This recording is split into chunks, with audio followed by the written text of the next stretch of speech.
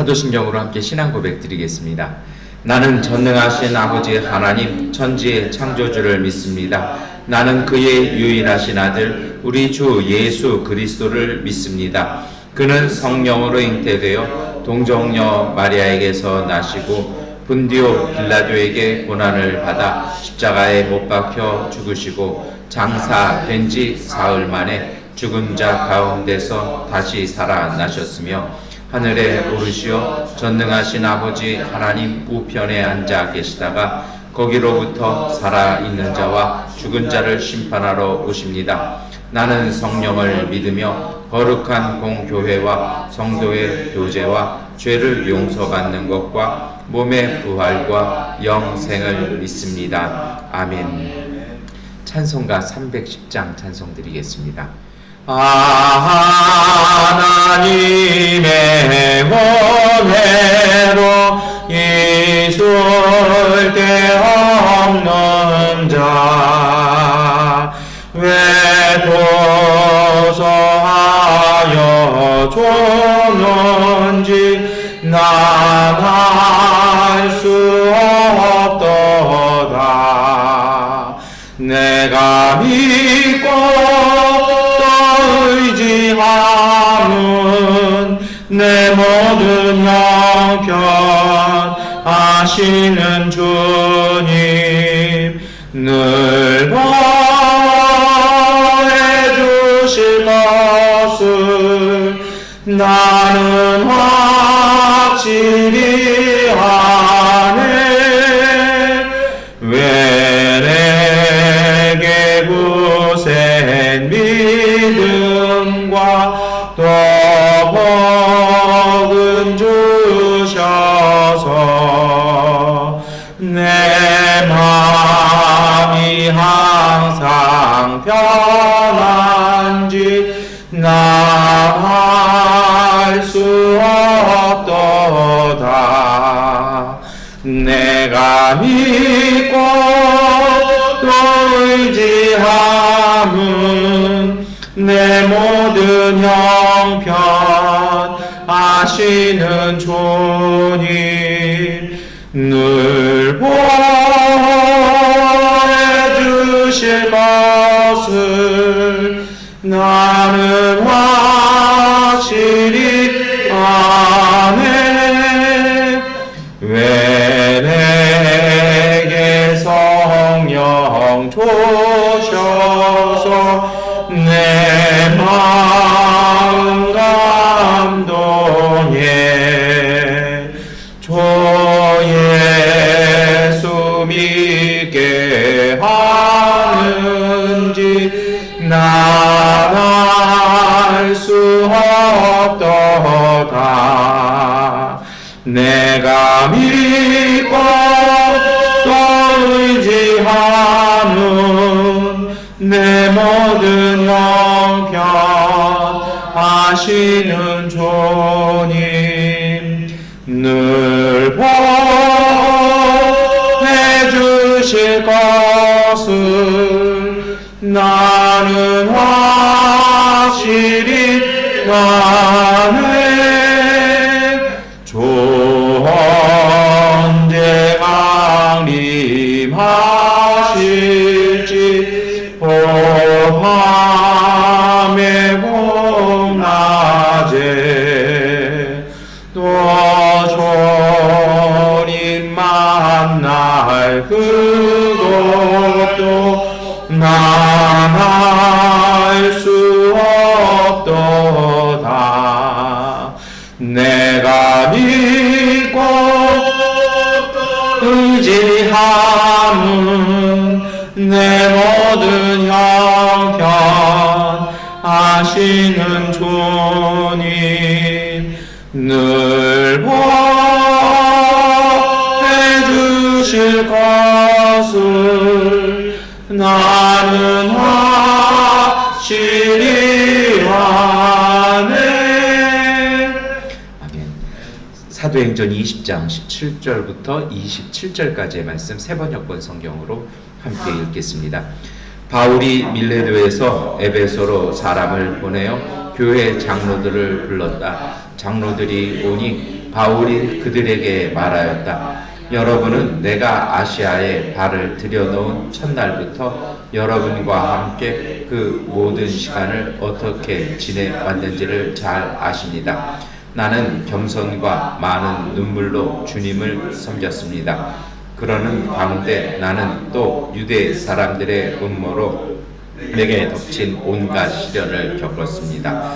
나는 또한 유익한 것이면 빼놓지 않고 여러분에게 전하고 각 집에서 여러분을 가르쳤습니다. 나는 유대 사람에게나 그리스 사람에게나 똑같이 회개하고 하나님께로 돌아올 것과 우리 주 예수를 믿을 것을 엄숙히 증언하였습니다.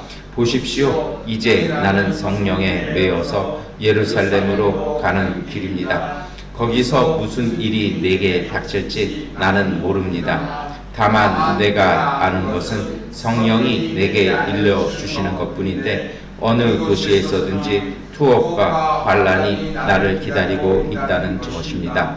그러나 내가 나의 달려갈 길을 다 달리고 주 예수께 받은 사명 곧 하나님의 은혜의 복음을 증언하는 일을 다 하기만 하면 나는 내 목숨이 조금도 아깝지 않습니다. 나는 여러분 가운데로 들어가서 그 나라를 선포하였습니다. 그런데 이제 나는 여러분 모두가 내 얼굴을 다시는 보지 못하리라는 것을 알고 있습니다.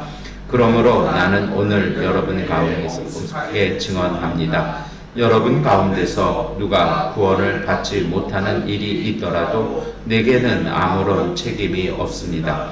그것은 내가 주저하지 않고 여러분들에게 하나님의 모든 경륜을 전해 주었기 때문입니다.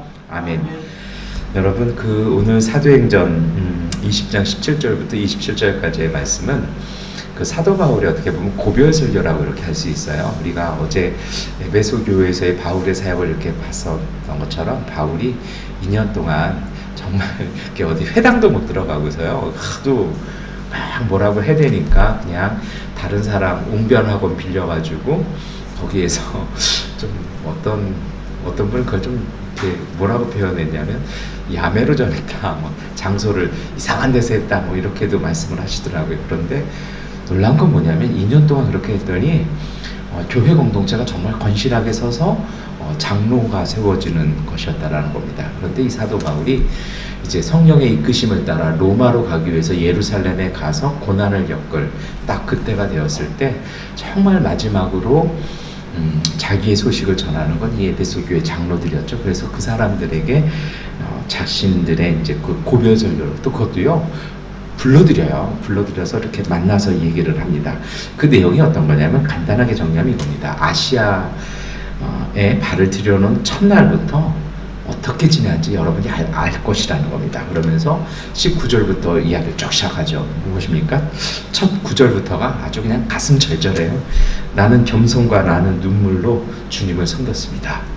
이게 첫 얘기예요. 이게 사도 바울의 사역이 두 가지가 있었다는 겁니다. 뭐냐면 겸손과 눈물로. 여러분, 주님의 일을 하고 주님의 복음대로 산다는 것이 정말 쉽지 않습니다. 저는 그런 생각이 들어요. 왜냐면 쉬우면 그 뭐가 이상한 거예요. 뭐 은혜로 사셔서 쉽다 그러면 드릴 말씀이 없습니다. 왜 그러냐면요, 복음의 성격 때문에 그렇습니다. 복음과 신앙은요 끊임없이 한 지점을 향해서 지향합니다. 그것은 높은 것과 낮은 곳입니다. 왜냐하면 끊임없이 하나님을 바라보는데 우리가 어느 정도 하나님에 대해서 알았다고 싶으면 그 하나님은 우리가 알지 못했던 모습들을 보여주십니다. 그래서 하나님에 대한 우리의 신앙은 끊임없이 높은 곳을 보게 되어 있습니다. 그러다 보니까 끊임없이 어떤 자세가 필요합니까? 겸손함입니다. 어떠한 일이든 어떠한 자리든 내가 알고 내가 얻은 것이 아니라 내가 알지 못하는 것을 통해서 역사하시는 하나님의 경륜, 하나님의 뜻이 내 삶 속에 드러나도록 내 자신을 낮추는 그러한 겸손이 필요합니다. 두 번째로는요, 낮음입니다. 낮음은 왜 그러냐면요, 이게 그래요. 그 눈물이 이 낮음을 통해서 나오거든요. 왜 그러냐면 신앙은 우리가 살아가는 세상 속에서 우리가 매일 깨닫는 하나님의 뜻을 실천한다라는 건 세상의 한계를 넘어가는 것입니다. 그래서 신앙생활이 깊어질수록 어떤 믿음이 더욱 공교해질수록 느껴지는 게 틀려요. 어떤 그 강도가 틀린 거죠. 여러분, 우리가 군대에서도 그러잖아요. 저도 이번에 2월 1일부터 이렇게 진행된 이 사태를 쭉 보면서 여러 가지 말을 하시는 분들을 많이 들어봤습니다. 근데 느끼는 강도가, 어떤 분은 어디에서 총소리 났다라는 그 소식만 들어도 무섭고 밤에 잠을 못 자가지고 비행기 타려고 하시는 분이 있지만, 어떤 분들은요, 동네에 뭐 우당탕 소리가 나고 소란이 떨리고 뭐 검문 검색을 여러 번 다녀도 눈 하나 깜짝 안 하는 분들이 있어요. 통점이 틀린 것이죠. 그러다 보니까 정말 믿음이 공교하신 분들은 자꾸 세상의 한계를 넘어서려고 합니다. 그러다 보니까 세상이 그걸 받아들일 수가 없어요. 왜냐하면 자기 밥그릇 뺏기기 때문입니다. 그래서 제 스승 중에 한 분이, 저에게 구약을 가르쳐 주셨던 분이 그런 말씀하셨습니다. 목회를 정말 잘하는지 못하는지를 아는 척도 중에 하나는 그 교회에서 얼마나 박수받고 환영받느냐가 아니라 그 교회에서 얼마나 미움받느냐 중에도 있다는 겁니다. 왜 그렇습니까? 익숙한 것. 그러나 너무 익숙해서 발목을 붙잡고 있는 그것을 깨버리기 때문에 사람들에게 미움도 받고 환영받지도 않고, 왜 전도사님은, 왜 목사님은 이렇게 일을 만듭니까? 라는 이야기를 듣기 시작할 때 그것이 참된 열심이라는 겁니다. 그러다 보니까 어떻게 됩니까? 많이 눈물을 흘릴 수밖에 없다는 것입니다. 세상에 알지 못한 눈물이요. 사람에게 박수가 아니라, 그래서 믿음의 사람들은요, 박수가 아니라 하나님 앞에서 조용히 흘리는 눈물이 가장 바른 자세이기도 합니다. 그래서 사도 바울이 많은 겸손과 눈물로 주님을 섬겼다라고 고백하는 것입니다. 그래서 여러분, 사실 그렇잖아요. 우리가 사업을 하는 것도 그래요. 일을 하는 것도 그래요. 어떤 분들은요, 나는 이 정도 했으면 족하다. 발전이 안 돼요. 쉽게 말하면요, 구멍가게를 돌리는 분의 그 안목과 그 그릇과 그 통점과 슈퍼마켓을 운영하는 분의 그릇이 틀리고요, 유통을 움직이는 분의 그릇이 틀리고요, 기업을 움직이는 분의 그 안목이 다른 것입니다. 믿음은요, 더 깊어지기 위해서는요, 이 두 가지가 함께 있어야 됩니다. 슈퍼마켓을 하다가 유통으로 옮겨주는 순간 그 한계를 뛰어넘을 때까지는요, 정말 수없이 많은 고통을 겪습니다. 먹고 사는데 문제는 없어요. 그러나 이것에 만족하지 못해서요, 많은 것들이요, 그 한계를 넘어서기 위해서 끊임없이 더 노력하고, 더 조직을 만들고, 직원을 교육을 시키고, 거래 관계를 만들고, 사업의 새로운 전략들을 세워놓고, 그것에 만족하기 위해서, 합당하기 위해서 내 자신을 훈련시키고, 그것을 공부해 나가는 그런 것들은요, 신앙생활이나 마찬가지입니다. 그것은 많은 겸손과 많은 눈물 없이는 안 된다는 것입니다. 그래서 사도 바울이 복음을 전했다는 것입니다. 유대 사람들의 음모도 겪었다는 것입니다. 그래서 유익한 것이라면 빠지지 않고 사람들에게 전했다는 것입니다. 그런데 이제는 자기가 다 했다는 것입니다. 여러분, 오늘 이 말씀을 읽으면서 저는 그런 기도를 해보게 됩니다. 우리가 믿음 생활이든지 우리가 살아가는 모든 삶의 일 속에 정말 이런 사도 바울의 그러한 자세가 있었으면 좋겠습니다. 여러분, 마지막 그 27절 보세요. 우리 함께 한번 읽어보겠습니다. 그것은 내가 주저하지 않고 여러분들에게 하나님의 모든 경륜을 전해 주었기 때문입니다. 이 앞절 우리가 읽지 않았지만 어떤 말씀이 있습니까? 여러분 가운데 누가 구원을 받지 못하는 일이 있더라도 나한테는 아무런 책임 없습니다. 손 탁탁 떨면서 나한테는 난 할 거 다 했습니다. 이러는 거거든요. 무슨 뜻입니까? 자기는 정말 최선 다했다는 것입니다. 그래서 이게 안 된다라면 내 책임이 아니라 여러분 책임이라는 겁니다. 오늘 우리의 믿음이나 우리가 하는 일이나 우리의 생활이나 가정 속에서요, 우리가 이렇게 말할 수 있는 책임감 있는 열정이 있기를 축원합니다. 정말 저는 그런 생각해요. 기도라는 것이 어떤 측면이 있냐면요, 내가 할 노력 다 해놓고서요, 주님, 저는 정말 최선 다했습니다. 이제 나는 모르겠습니다. 이게 내가 할 수 있는 최선이었습니다. 그리고 이 다음부터는 하나님의 것입니다. 저는 이것이 기도의 자리라고 생각합니다. 정말 농부가요. 우리가 찬송가 가사에도 그런 가사가 있잖아요. 이 열매가 맺어질지 안 맺을지 모르지만 믿음으로 씨앗 딱 뿌려놓고요. 나는 열심히 했으니 주님께서 하실 차례입니다. 넘겨드릴 수 있는 그 열정. 그리고 그 열정 때문에 생겨지는 겸손과 많은 눈물과 시련을 겪어내는 인내를 다하는 그런 책임감 있는 생활과 믿음 되시기를 축원합니다. 두 번째로는요. 근데 여러분, 그렇다면 왜 바울은요 그렇게 열정 있게 살았을까요? 사실 그래요. 무엇인가를 열정 있게 한다라는 건요, 열심히 있게 산다라는 건 그것을 가능하게 만드는 그 원인이 있다는 겁니다. 우리가 뭐 모티피케이션이라고도 얘기를 하죠. 24절을 우리가 한번 같이 읽겠습니다. 그러나 내가 달려갈 길을 다 달리고 주 예수께 받은 사명 곧 하나님의 은혜의 복음을 증언하는 일을 다 하기만 하면 나는 내 목숨이 조금도 아깝지 않습니다. 이것 때문이라는 것입니다. 예전에 제가요 전도사 때 청년부를 하는데 저희 집은 경기도 시흥이고 교회는 노원구였습니다. 그러니까 교회를 가려면요 서울 시내 모든 지하도로는 다 탔어요. 일단은 고속도로, 경인고속도로를 타야 됐고요. 그 다음에는 서부간선도로를 타고, 그 다음엔 88도로나 강변북로를 타고, 그 다음엔 동부간선도로를 타고 가야 교회를 갑니다. 교육전도사였기 때문에 일주일에 딱 2번만 가면 되는데 저는 한 3번, 4번 갔던 것 같습니다. 다른 사람이 보면 저희 집 사람은 제가 전임전도사처럼 다닌다라고 얘기를 했습니다.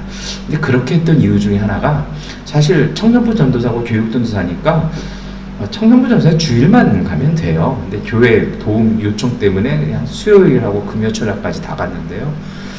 이유가 뭐냐면 거기서 몇몇 청년을 만났는데요. 재능도 있고 안목도 다 뛰어난데 그러니까 우울해요. 항상 보면. 근데 거기서 만나서 같이 이야기하고 같이 뭐 좀 컵라면 끓여 먹고 뭐 책 이야기하고 책 같이 읽고 같이 기도하고 성경 공부 이렇게 하고 뭐 이렇게 하고 나면 이 친구들이 밝아져요. 사실 뭐 그때 제 사례비가 30만 원이었던 것 같은데요. 기름값하고 그 친구들 컵라면 사주고 커피 사주고 나면 집에다 갖다 주는 거는 없고 오히려 저희 집 사람한테 더 받아갔던 기억이 납니다. 근데 그렇게 갔던 이유 중에 하나가 갈 때마다 이 친구 얼굴이 달라져요. 밝아져요. 만날 때마다 이 친구들이 밝아지니까 저 또한 밝아져요. 너무 좋은 거죠. 저는 그 생각합니다. 왜 바울이 그런 열정을 했을까요? 그 이유는 딱 한 가지입니다. 무엇이냐면요, 변화되는 걸 봤습니다.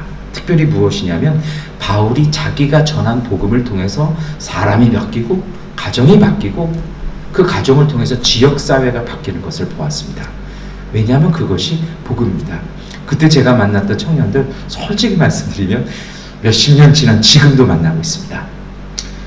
그렇게 해서 그때 뭐 우울하고 뭐 어디 학교 포기하고 어떡할까 했던 친구들이 다 대학원 졸업하고 결혼하고 뭐 그렇게 변화되는 모습을 보니까요. 어쩔 때는 제 마음이 막 행복해져요. 저는 그런 생각합니다. 바울이 그걸 봤던 것 같습니다. 그리고 저도 그걸 그 당시에 봤던 것 같습니다. 왜 그러냐면요. 로마서 1장 15절부터 16절에 바울이 그것을 잘 고백을 합니다. 그러므로 나의 간절한 소원은 로마에 있는 여러분에게도 복음을 전하는 일입니다. 나는 복음을 부끄러워하지 않습니다. 이 복음은 유대 사람을 비롯해서 그리스 사람에 이르기까지 모든 믿는 사람을 구원하는 하나님의 능력입니다. 주일에 제가 주일설교에 종교는 우리가 믿는 신앙은 그런 거 아니라고 말씀드렸잖아요. 복음이 딱 들어가는 순간 사람이 바뀌더라는 것입니다. 사람이 바뀌니 가정이 바뀌었고 가정이 바뀌니 지역사회가 바뀌더라는 것입니다. 지역사회가 바뀌니까 역사가 바뀌더라는 것입니다. 복음은 변화시키는 능력입니다. 사람이 살아나고요. 사회가 살아나고요. 역사가 회복되어지고요. 생태계가 달라지는 것이 복음입니다. 바울은 이걸 경험했던 사람입니다. 그 눈을 떠서 그걸 봤습니다. 때로는 두들겨 맞았고요. 때로는 배에 난파됐고요. 때로는 음모에 빠져서 감옥에 억울하게 갇혀야 했지만 그럼에도 불구하고 바울이 복음을 전했던 이유는요. 정말 달려갈 길 다 갈 정도로 이제는 그 구원은 어떤지 못한지 나한테는 책임 없습니다. 나는 다 했습니다. 라고 얘기했던 그 열정의 이유에는요. 복음을 통해서 변화되어지는 그 능력을 바울은 본 것입니다. 여러분, 오늘 우리가 이것을 놓고 기도했으면 좋겠습니다. 복음은 그러한 능력이 있습니다. 그 복음 때문에 바울은 최선을 다했습니다. 그리고 그 복음이 오늘 우리에게 주어진 것입니다. 그렇다면 오늘 우리의 삶 속에, 우리의 환경 속에요, 우리의 가정과 일터 속에 그 복음의 능력이 나타나기를 축원합니다. 말로 전한 것이 아니라 복음은 능력으로 전해진 것입니다. 그 능력이 우리 가운데 있습니다. 그 능력을 받았으니, 그 복음 받았으니 이제 우리도 그 복음을 믿어 우리의 삶이 변화되어져서 우리 가운데 정말 주님의 은혜가 풍성한 그 하나님 나라의 은총을 누리는 삶이 되기를 소망하고 기도했으면 좋겠습니다. 여러분, 바울이 목숨을 다해서 전하지 않습니까? 교회 2000년 역사가 그랬어요. 그 이유는 무엇입니까? 이 복음이 진짜 능력이 있기 때문입니다. 그 능력이 우리 가운데 있습니다. 이 능력을 부끄럽게 만드는 것이 아니라 이 복음에 합당한 열매가 맺어지도록 우리가 그 복음을 삶으로 살아갔으면 좋겠습니다. 그리고 우리가 받은 그 은총을 가지고, 그 은혜를 가지고 우리의 이웃들에게 이 기쁜 소식을 또한 다시 전하는 사도 바울과 같은 믿음의 사람, 기쁨의 사람, 열정의 사람, 축복의 사람 되시기를 축원합니다. 기도하겠습니다. 전능하신 아버지 하나님, 오늘 우리에게 주님의 복음이 전해졌습니다. 이 능력과 이 기쁨이 전해졌사오니 이제 우리의 삶이 달라지게 하여 주시고 우리의 삶에 능력 있게 하여 주시고 오늘 우리의 가정과 우리의 일터와 우리가 사는 이 땅 가운데 기쁨과 은혜가 충만하게 하여 주옵소서. 이것이 너무 좋아서 하나님, 우리가 이것을 우리 이웃들에게도 전하는 오늘 우리의 교회 가족들 되게 하여 주시옵소서. 그래서 우리의 달려갈 길을 다 달려가고 하나님께 얻을 상급을 바라보며 기뻐하며 주님 앞에서 감사하며 영광 돌리며 이웃들 앞에서 온전할 수 있는 믿음의 가족들 되게 하여 주시옵소서. 특별히 새벽 제단을 지키는 주님의 가족들 지켜주시고 그 사업과 그 가정과 자녀들 가운데 은혜와 복을 주시고 오가는 발걸음 속에 형통함과 은총 더하여 주옵소서. 예수 그리스도의 이름으로 기도드립니다. 아멘. 하나님께 기도하는 시간 갖도록 하겠습니다.